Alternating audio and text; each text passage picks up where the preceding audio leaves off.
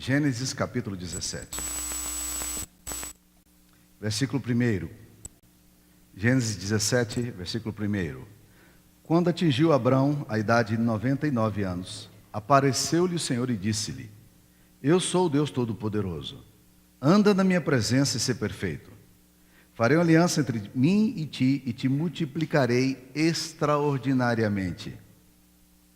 Prostrou-se Abrão, rosto em terra, e Deus lhe falou: Quanto a mim, será contigo a minha aliança. Serás pai de numerosas nações. Abrão já não será o teu nome, sim Abraão, porque por pai de numerosas nações te constituí. Far-te-ei fecundo extraordinariamente. De ti farei nações e reis procederão de ti. Estabelecerei a minha aliança entre mim e ti e a tua descendência no decurso das tuas gerações. Aliança perpétua, para ser o teu Deus e da tua descendência. Dar-te-ei e à tua descendência a terra das tuas peregrinações, toda a terra de Canaã em possessão perpétua, e serei o seu Deus. Disse mais Deus a Abraão: Guardarás a minha aliança, tu e a tua descendência, no decurso das suas gerações. Esta é a minha aliança que guardareis entre mim e vós e a tua descendência. Todo macho entre vós será circuncidado. Circuncidareis a carne do vosso prepúcio, será isso por sinal de aliança entre mim e vós. O que tem 8 dias será circuncidado entre vós. Todo macho nas vossas gerações, tanto o escravo nascido em casa, como comprado a qualquer estrangeiro que não for da tua estirpe. Com efeito será circuncidado o nascido em tua casa e o comprado por teu dinheiro. A minha aliança estará na vossa carne e será aliança perpétua. O incircunciso que não for circuncidado na carne do seu prepúcio, essa vida será eliminada do seu povo. Quebrou a minha aliança. Disse também Deus a Abraão: A Sarai, tua mulher, já não lhe chamarás Sarai, porém Sara. Abençoá-la-ei, e dela te darei um filho. Sim, eu a abençoarei, e ela se tornará nações. Reis de povos procederão dela. Então se prostrou Abraão, rosto em terra, e se riu. E disse consigo: A um homem de 100 anos há de nascer um filho, dará à luz Sara com seus 90 anos? Disse Abraão a Deus: Tomara que viva Ismael diante de ti. Deus lhe respondeu: De fato, Sara, tua mulher, te dará um filho. E lhe chamarás Isaque. Estabelecerei com ela a minha aliança, aliança perpétua para a sua descendência. Quanto a Ismael, eu te ouvi. Abençoá-lo-ei, falo-ei fecundo e o multiplicarei extraordinariamente. Gerará 12 príncipes e dele farei uma grande nação. A minha aliança, porém, estabelecê-la-ei com Isaque, o qual Sara te dará à luz, nesse mesmo tempo, daqui 1 ano.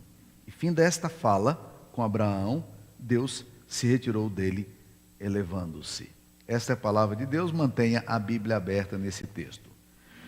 Meus queridos irmãos, a Bíblia, ao contrário do que muitos querem fazê-la ser, ela não é um livro de regras, não é um livro de leis, não é um livro de códigos. Muitos tentam transformá-la num bastão de ética conservadora e muitas vezes legalista, e transformam a Bíblia num livro que se torna um verdadeiro chicote para bater nos outros.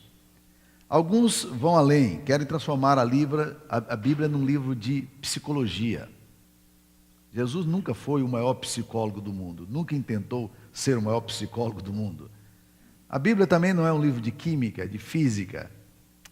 Os interesses da Bíblia não passam pela arqueologia, apesar de que a arqueologia bíblica seja absolutamente coerente com toda a arqueologia e pesquisa científica contemporânea. O que é então a Bíblia? Qual é o cerne do pensamento bíblico? A Bíblia é um livro de relacionamentos. O que Deus queria mostrar era exatamente o fato de que Ele é um Deus de relação. Ele busca pessoas como adoradores, gente que queira se relacionar com Ele. Isso nos livra tremendamente dessa visão de que a gente transforma a nossa relação com Deus numa relação meramente litúrgica ou religiosa. Nós achamos que porque fazemos parte de determinado grupo religioso, a gente está tudo bem entre nós e Deus. Não, Deus não te chamou para participar de uma igreja. Deus te chamou mais do que isso. Deus te chamou para participar da relação com Ele. A ceia, que nós acabamos de participar dela, ela é uma coisa bem complexa, porque na ceia fala-se da união mística de Cristo, um termo que muitos evangélicos e conservadores até nem gostam muito, mas ele é mais do que apropriadamente bíblico. Relação mística, no sentido em que quando eu como o pão e tomo o cálice, a vida de Cristo, ela se identifica com a minha vida. Por isso que a gente fala que na ceia do Senhor, nós temos a presença real e espiritual de Cristo. Nós somos abençoados na medida em que participamos da ceia do Senhor. E esse pão e vinho agora fazem parte da nossa natureza intrínseca, assim como Cristo, Ele faz parte da nossa natureza intrínseca na união mística com o seu povo. Existem na Bíblia dois grandes pactos ou duas grandes alianças que nos falam desse relacionamento com Deus. Esse aqui é um ponto também que precisa ser compreendido por nós, porque há uma linha teológica chamada dispensacionalismo, que afirma que existem vários pactos na Bíblia. A bem da verdade, meus queridos irmãos, a Bíblia só tem dois pactos, dois grandes pactos. Os demais pactos ou alianças, eles eram alianças transitórias e temporárias para responder a uma situação específica de um povo ou num contexto histórico e geográfico. Mas a Bíblia, no seu grande quadro, na sua fotografia completa, o Big Picture, a Bíblia nos fala apenas de dois pactos, que é o pacto das obras e o pacto da graça. Nós vamos aqui hoje estudar um pouquinho o pacto da graça, mas deixa eu falar um pouquinho do pacto das obras. O pacto das obras é baseado no seguinte princípio, e o lema do pacto das obras é este: eu faço, logo sou aceito por Deus. Deus aceita se eu alcançar um determinado nível espiritual, e aí eu agora alcanço o benefício de Deus, porque eu cheguei nesse ponto espiritual da minha existência e agora Deus vai ser bom para comigo. Deus vai ser bom para comigo. A consequência desse pacto das obras, que muitos acreditam que existe, e eu digo sempre que a maioria das igrejas, inclusive evangélicas, consideradas cristãs, elas estão sempre ensinando que salvação é uma coisa de que você faz e agora Deus vai gostar de você e agora Deus se encanta com você porque você foi um cara que conseguiu fazer. Agora Deus está, puxa, que legal, o meu filho alcançou o patamar espiritual. Mas biblicamente, o pacto das obras, ele só foi feito com duas pessoas. Lá no Éden, Deus fez o pacto das obras com Adão, representante da raça humana, e com Eva. E disse o seguinte: vocês estão aqui no jardim, vocês podem desfrutar de todo o jardim, de todas as árvores que estão aqui, vocês podem comer, exceto uma. O fruto do conhecimento do bem e do mal, vocês não podem tocar nele, porque no dia em que vocês tocarem, vocês morrerão. E a gente sabe o que aconteceu. Adão e Eva eram os únicos seres capazes de poder responder a Deus de forma afirmativa. Eles podiam decidir se eles queriam bem ou mal. Eles não conseguiram. Nós sabemos o que Adão fez. Todos caímos em Adão. E toda a natureza e toda a raça humana, toda a humanidade, ela é uma humanidade em queda. Nós não temos um impulso para Deus. Você não vê nas Escrituras Sagradas o homem com um grande desejo de Deus. Você vê na Bíblia Sagrada um Deus com um grande desejo no homem. Você não vê nas Escrituras Sagradas homens que estão apaixonados por Deus. Você vê na Bíblia um Deus que está apaixonado pelos homens e que busca de todas as formas, a ponto de mandar o seu próprio filho para reconciliar consigo mesmo a humanidade. O pacto das obras consistia na obediência. Faça e você viva. O pacto das obras foi absolutamente quebrado pelos homens. E ele não foi adiante. E agora Deus está fazendo um novo pacto com Abraão. Este pacto com Abraão, aqui no capítulo 17 de Gênesis, é o pacto que a gente chama de pacto da graça. Deus inicia com Abraão, ou expõe para Abraão agora, embora a graça já se manifeste em Gênesis 3, no ato da queda, quando Deus provê para o homem vestimentas que as vestimentas dele não serviam, símbolo da nossa religiosidade que é tola. A gente, quando se vê caído, a gente resolve cozer folhas de figueira para tapar a nossa nudez e se esconder de Deus. E a Bíblia nos diz que Deus providencia para o homem vestimenta. Ali é o sinal da graça de Deus. E agora Deus vai estabelecer aqui com Abraão, e este é o pacto agora que vai percorrer todas as escrituras sagradas, no qual nós estamos inseridos ainda hoje, que é o pacto da graça.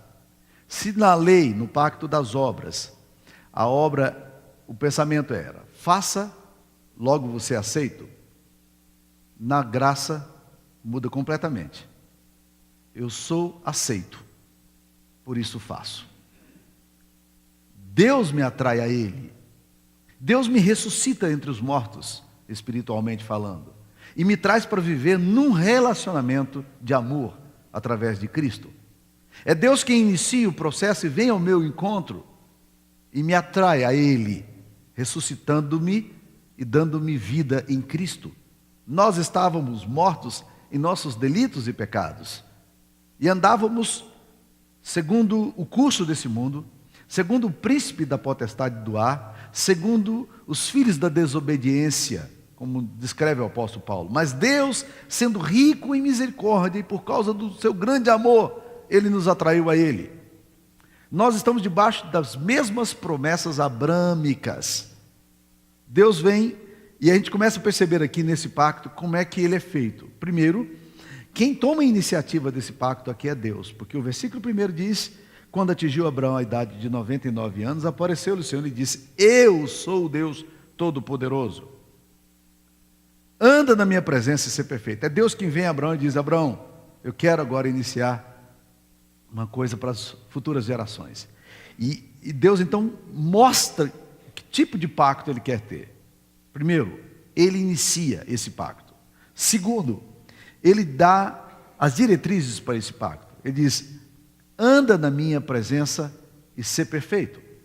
É interessante que você vai encontrar então esse Deus que inicia o processo dessa aliança, agora querendo nos chamar para andar na sua presença e irmos para a perfeição. E é interessante, porque o princípio do Antigo Testamento e do Novo Testamento é sempre o mesmo. Sede santos, esse é o imperativo de Deus. Sede santos, porque eu sou santo. Anda na minha presença, ser perfeita. Agora, uma coisa que a Bíblia nos ensina no Antigo Testamento de uma forma muito clara, que Deus vai sempre dizendo ao povo: eu sou o Deus que vos santifico. Eu sou o Deus que vos santifico. Eu estou fazendo isso em vocês. É Deus fazendo em mim o que eu não consigo fazer. É Deus vindo ao meu encontro e atualizando em mim a sua santificação, porque Ele quer fazer-me como Ele é. Jesus disse isso, sintetizando o sermão da montanha. Ele fala em Mateus 5,48: sede perfeitos, como perfeito é vosso Pai Celeste. Agora, quem consegue ser perfeito como perfeito é o Pai Celeste? Por isso que o Espírito Santo, ele não apenas nos atrai a Cristo, e nos convence do pecado, da justiça e do juízo, mas o Espírito Santo, ele nos santifica. Ou seja, ele nos torna aceitos aos olhos de Deus pela obra dele em nós. Então Deus nos chamou, Deus inicia o pacto, e Deus nos chama para um pacto no qual Ele quer que a gente seja perfeito. Terceira coisa, o texto aqui fala: anda na minha presença. O pacto é para relacionamento. Eu quero que você ande na minha presença. Não fuja de mim. Não tente se escapar de mim. Vem caminhar comigo. Eu acho muito curioso que quando Jesus está convidando os discípulos, depois de uma noite de oração em Marcos capítulo 3, diz-nos a palavra de Deus nos versículos 14 a 16, que Jesus olha para os seus discípulos e fala assim, e chamou, a Bíblia diz assim, que Jesus desce do monte e chama os discípulos que ele mesmo quis, para andarem com ele. É interessante, o chamado de Jesus para o discipulado era para andar com ele. Deus não chamou os discípulos, essencialmente, não nos chamou para fazermos qualquer coisa. Nós não somos agentes de produção, embora a gente se sinta muito tentado a isso. A gente acha que se nós não fizermos, Deus nunca fará. Mas Deus nos chamou para um relacionamento de amor. Ele chamou os que Ele mesmo quis para estarem com Ele. O chamado de Deus para você é para você estar com Ele. E aí o texto continua. Marcos 3,14 fala assim: e os designou para ensinar, pregar, curar. Antes de designar para qualquer missão, Ele nos chama não para fazermos algo, mas para sermos algo, para um relacionamento de amor. Agora, o que esse texto aqui nos fala também é que esta aliança, versículo 2 de Gênesis 17, é uma aliança para nos abençoar, porque ele fala no versículo 2: farei uma aliança entre mim e te multiplicarei extraordinariamente. Essa palavra extraordinariamente, ela não aparece apenas no versículo 6, porque vai aparecer no versículo 2, mas aparece também no versículo 6. Olha lá: far-te-ei fecundo extraordinariamente. Deus está dizendo: eu vou abençoar você de uma forma extraordinária. E ele repete isso, é como se ele dissesse: eu não quero que você esqueça, que eu quero te abençoar extraordinariamente, mas vem andar comigo. Anda comigo e ser perfeito. Anda comigo, anda comigo. Ele inicia, ele faz a obra em nós, e ele diz: eu tenho promessas para você. Promessas de te abençoar extraordinariamente. Se você quer ser abençoado extraordinariamente, anda com Deus. Esse é o chamado que Ele tem para você.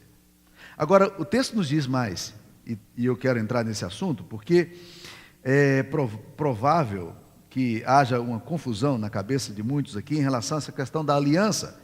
Mas ele diz, no versículo 7, estabelecerei a minha aliança entre mim e ti e a tua descendência, no decurso das tuas gerações, aliança perpétua, para ser o teu Deus e o da tua descendência. Existem duas coisas aqui que eu quero chamar a atenção. A primeira delas é que ele chamou para fazer uma aliança entre mim, ele, correto? Entre mim e ele, correto? Se você disser que é correto, eu vou dizer que você está certo, mas que você não está completamente certo. Porque Deus não está chamando Abraão para um relacionamento entre ele e Abraão apenas. Ele disse: eu vou fazer uma aliança entre mim e ti e a tua descendência. Olha, presta atenção nisso. Presta atenção nisso. O pacto de Deus é um pacto chamado pacto geracional. É um pacto que vai de geração a geração.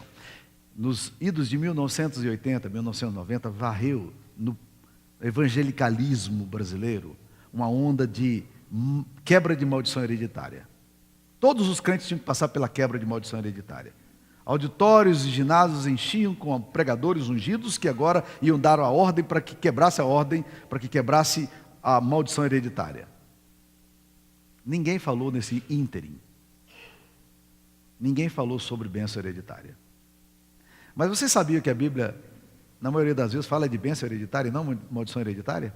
Embora eu creia na maldição hereditária para aqueles que já estão debaixo de maldição. Eu não creio que quem está debaixo da cruz, converteu-se a Jesus, está debaixo de maldição hereditária, né?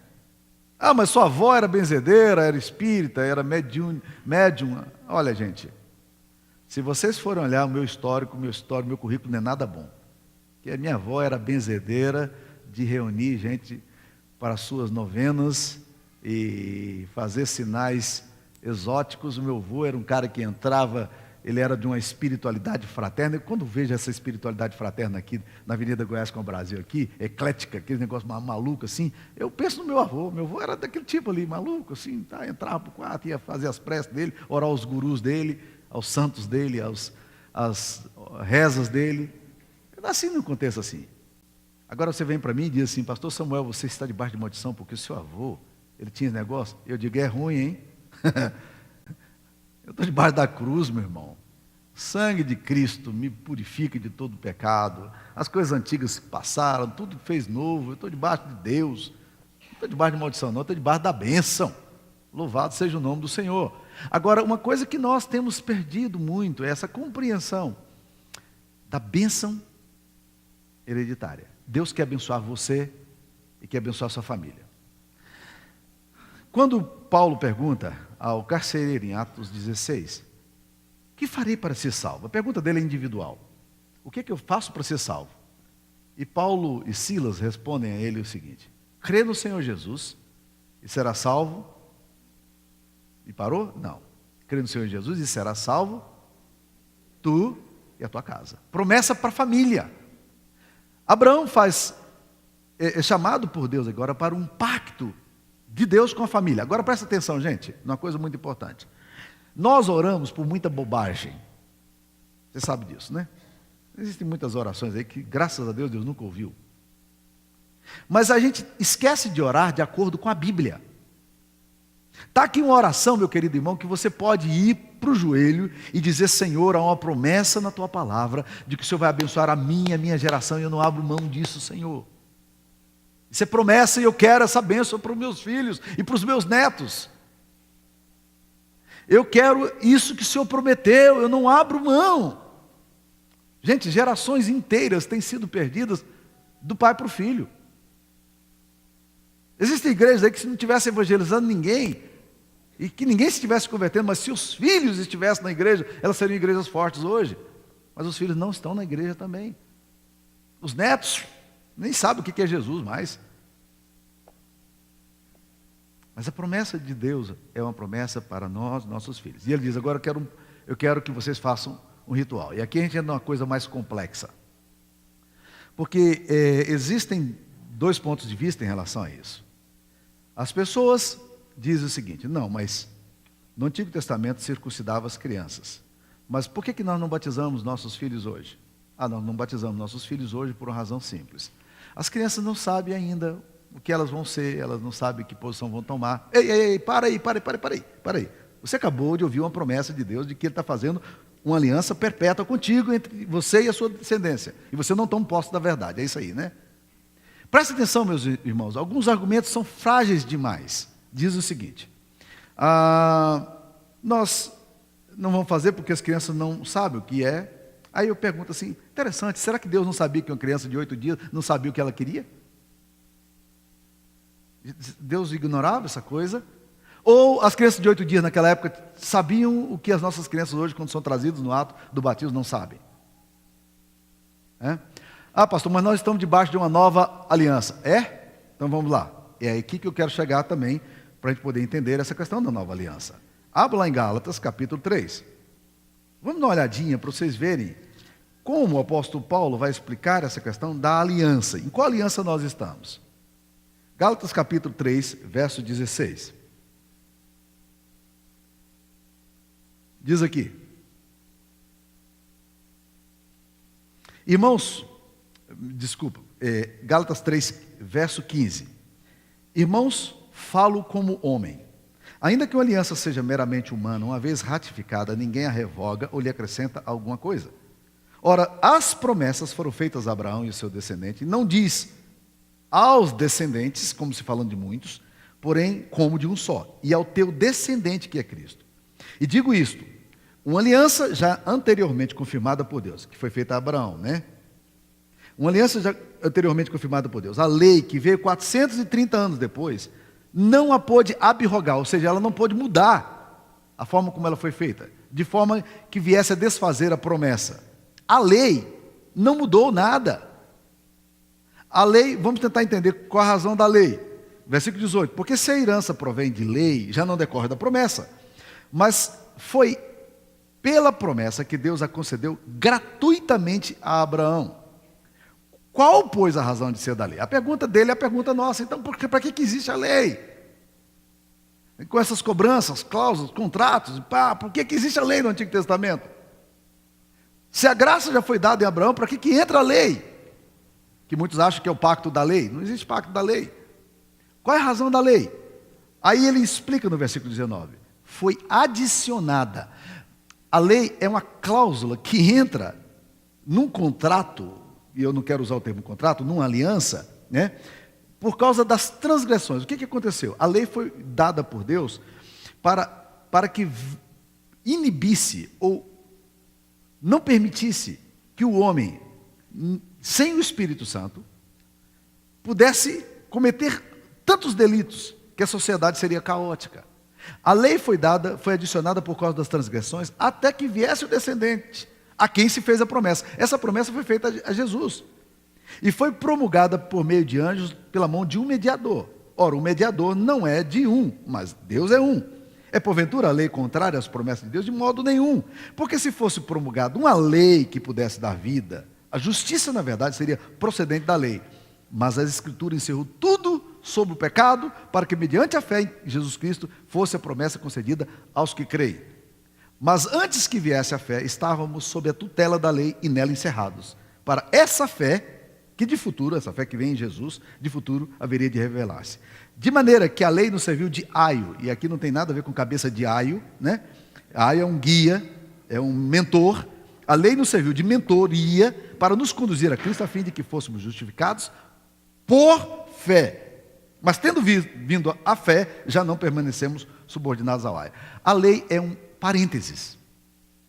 A lei, Deus dá a promessa a Abraão.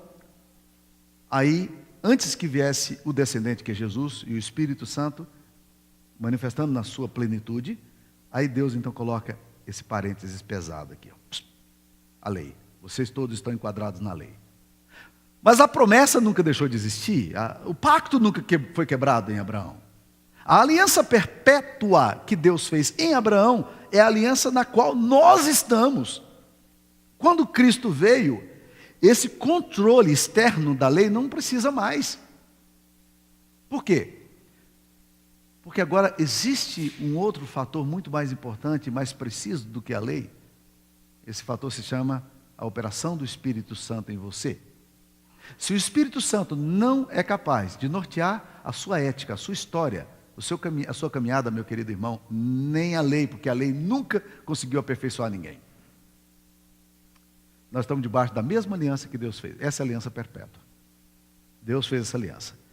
Então, quando nós trazemos os nossos filhos diante de Deus, nós estamos dizendo a Deus, nossos filhos pertencem ao Senhor. O Senhor deu uma promessa para nós. E nós estamos debaixo dessa promessa e vivemos debaixo dela. Eu não abro mão de orar nessa perspectiva, nessa aliança perpétua, a eterna aliança que Deus fez conosco, para uma caminhada de amor e de relacionamento, mas na qual os meus filhos, e os meus netos e bisnetos também foram chamados a participar. Esse é o convite de Deus para nós. Farei uma aliança entre mim e ti e a tua descendência no decurso da tua geração. Firma nisso, meu irmão. Sabe, não abra mão dessa promessa maravilhosa, porque nós estamos debaixo dessa mesma promessa que foi dada a Abraão ainda. A eterna aliança é hoje ainda a nossa aliança que Deus quer manter. Que Deus nos ajude.